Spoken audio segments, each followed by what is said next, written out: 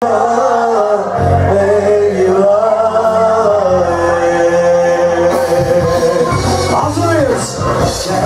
ettim, kendim buldum. Gül gibi sarardım, soldum. Eyvah, eyvah, kendim ettim, kendim buldum. Kendim ettim, kendim buldum. Gül gibi sarardım.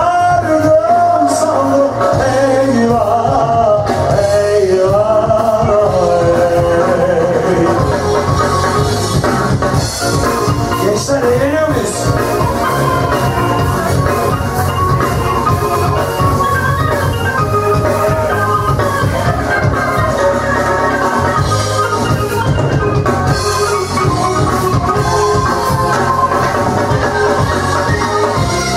Geçmez suyu aramdan geçmez. Akan gözyaşlarım bilmez.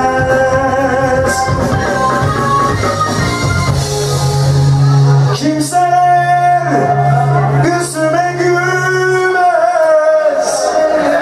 Eyvah, eyvah, eyvah. Beraber söylüyoruz, hazır mıyız? Beraber söylemeye hazır mıyız? Ne diyor ya? Kendim ettim. Beraber pikniğe gideceğiz. Hazır mısınız? Buradan çıkıp pikniğe gideceğiz. Dur. Hazır mıyız diyorum. Neye diyor? Savaşa gidiyoruz. Hazır mıyız? Çıkartın kılıçları, kalkanları. Ordular falan değil. Hazır mıyız? Konsantrasyonu bozuyoruz. Pikniğe hazır mıyız? 3, 4. Kendim ettim. Kendim ettim. Göl gibi sarardım, soldum. Eyvah, eyvah, ey. Kendim ettim, kendim buldum. Kendim ettim, kendim buldum.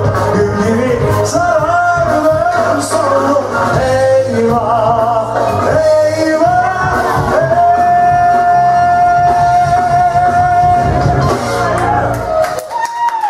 Çok mu vardık ya?